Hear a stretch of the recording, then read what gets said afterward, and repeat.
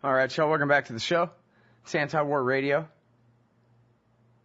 Our next guest on the show today is Professor Robert A. Pape from the University of Chicago. He's the author of the book Dying to Win, The Strategic Logic of Suicide Terrorism, which I first interviewed him back in 2005 about that, and I think that was probably the best interview on that book in terms of substance, time spent going through each and every little bit of it.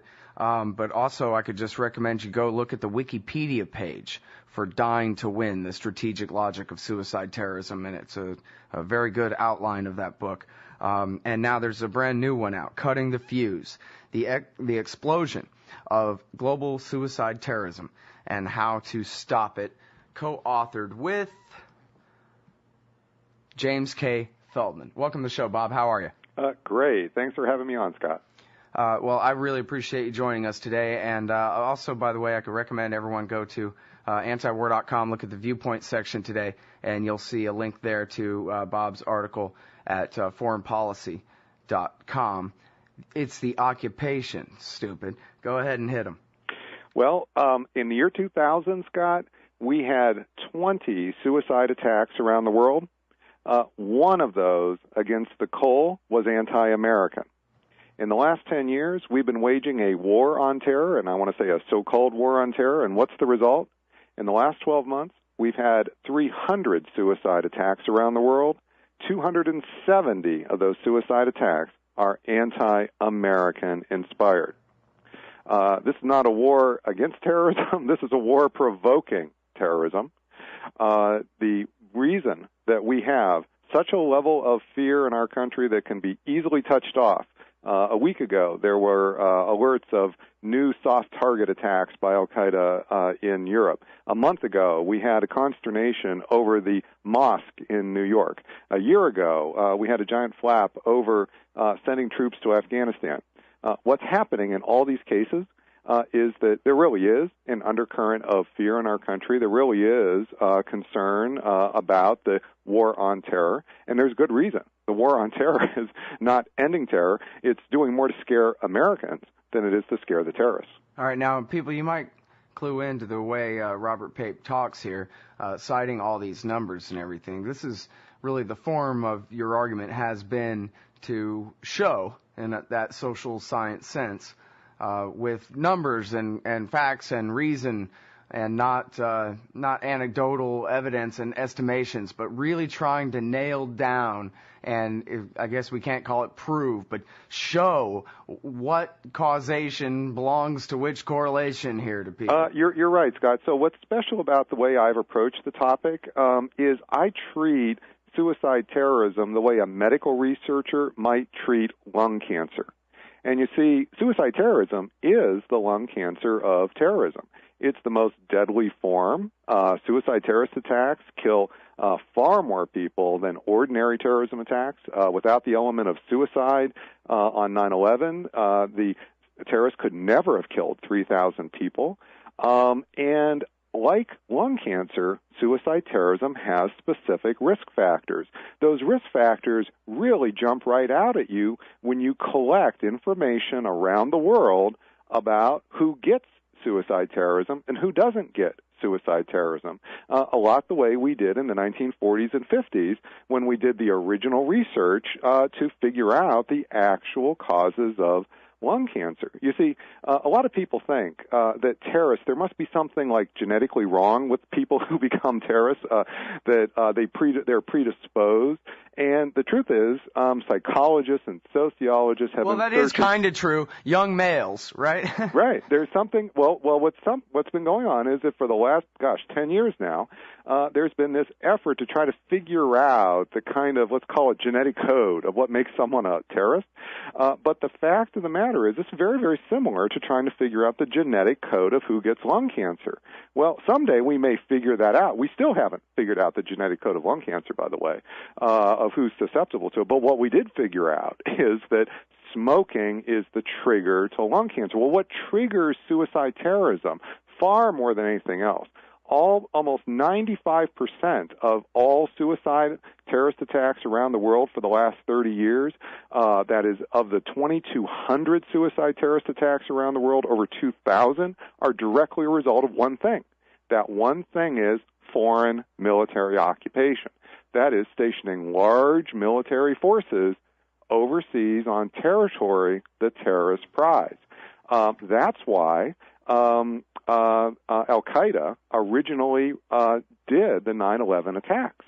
They recruited individuals from the Arabian Peninsula who in the 1990s were deeply angered at the presence of American combat forces on the Arabian Peninsula. I don't mean advisors with sidearms. I mean tanks, fighter aircraft, and armor units, something that we didn't do going all the way back to World War II until 1990.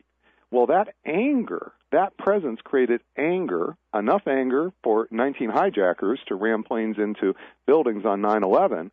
And then what happened in our war on terror, the so-called war on terror? What did we do to respond? We poured large numbers of ground troops into Iraq. That exploded suicide terrorism in Iraq. We, in Afghanistan, for the first few years, we actually didn't put many troops in Afghanistan. And then what did we do? We started to pour troops into Afghanistan. And that started in 2006. And what have we seen in the last 4 years since 2006 in Afghanistan? Suicide attacks exploding in Afghanistan. Well, that's simply a result of the fact that nothing triggers terrorists to do suicide attacks more than foreign forces on territory that they prize. All right, well, here's an anecdote. I mentioned this on the show just before the last break. Times Square bomber, Cause and Effect in the War on Terror by Glenn Greenwald. And this is quoting from a Washington Post report about the sentencing of the attempted Times Square bomber. If the United States does not get out of Iraq, Afghanistan, and other countries controlled by Muslims, or not controlled by them, he said, we will be attacking the U.S., adding that Americans only care about their people, but they don't care about the people elsewhere in the world when they die. One of the first things he said was, how do you feel if people attack the United States? You are attacking a sovereign Pakistan. That was what he said when they arrested him. That's exactly, Scott. That is exactly right about the Times Square bomber, and that little story could be told over and over again, as we do in the new book, Cutting the Fuse, about, say, the London suicide bombers in July 2005, because we actually have their martyr videos. You see, the day of the attacks, when the actual attacks occur, we typically don't know much about the motives of the individuals doing attacks, but afterwards, we actually can find out information. In the case of the Times Square bomber, we arrest the guy and he tells us. In the case of the other suicide attackers, we have martyr videos that they leave behind where they actually just reveal directly their motives because they're actually trying to often explain to their families and close friends why they're doing this. And over and over and over again, we find it's the presence of our combat forces in Afghanistan, the Arabian Peninsula, and this explains why the more we've put troops in, the more we've gotten suicide terrorism, and the more we've taken troops out, the less we've gotten suicide terrorism. Look at Iraq today. The last 2 years, we've pulled out over 100,000 ground troops for Iraq, and what's happened to suicide terrorism? It's down 85%. Now, just remember, Scott, just a few years ago, when folks like you and me were calling for pulling out those troops from Iraq, what was the big argument against us? Al-Qaeda will take over the whole place if we do. And what's happened? We're putting Al-Qaeda out of business. Well, and I'm really sorry that you haven't won this argument, Bob, because you've been trying and really you've made the most convincing case to the obvious point this whole time. Well, but the key is that history did not begin on September 11th. It's not that this terrible evil came out of the clear blue sky, and then, we've created more harm than good maybe with our policy, but we had to go and kill these bad guys. We had to do something, this, that, the other. But in truth, the fatwa of 96 and of 98 were both titled Declaration of War Against the Americans Occupying the Land of the Two Holy Places. Osama and Ayman al-Zawahiri gave interviews to CNN repeatedly and explained over and over again, your children's blood is blood, but our children's blood is water. We're going to show you.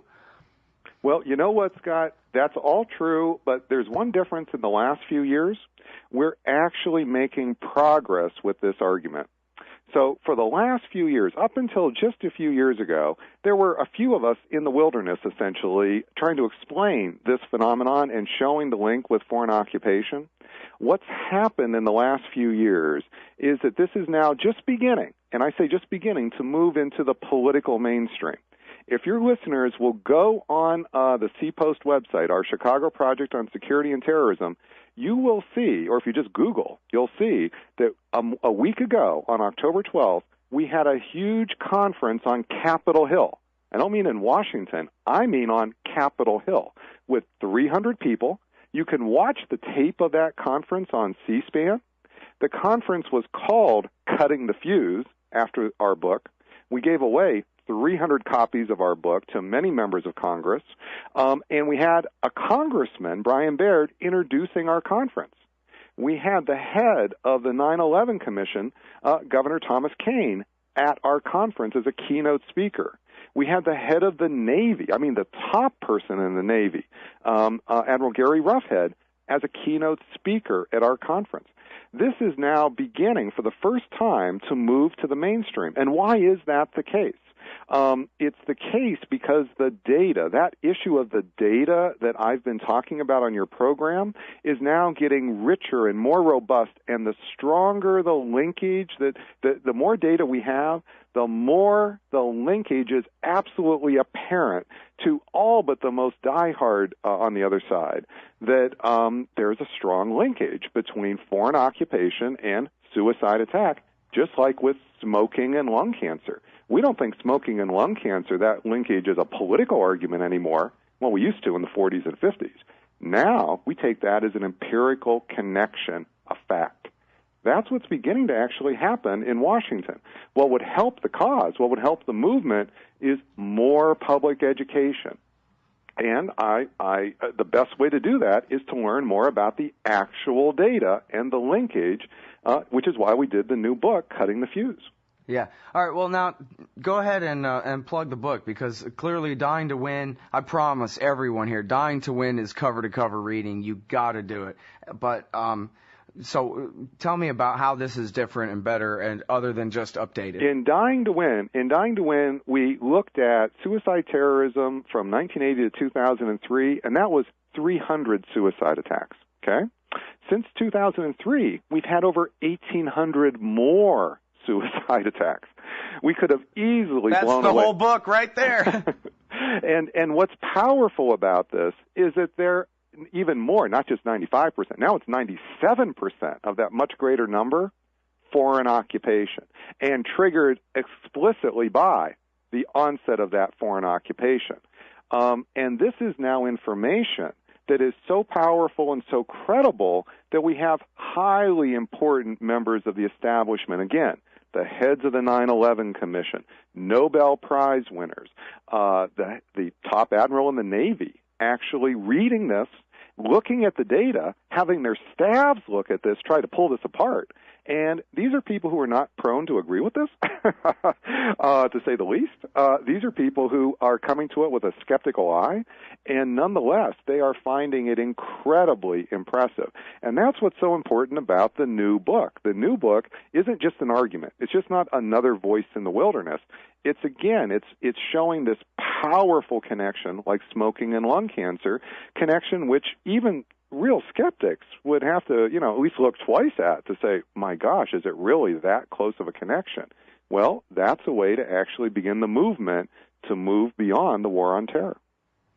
Sure, and the whole thing is that it just shows right there implicitly that, it wasn't Islam at all. It's, people with political motives want to say that it's Islam because they want an excuse for more war. And really, in a way, Bob, your book, if it was done for the military, could simply be how to guarantee a long war, how to continue to make enemies to fight, how to justify invading Kazakhstan next.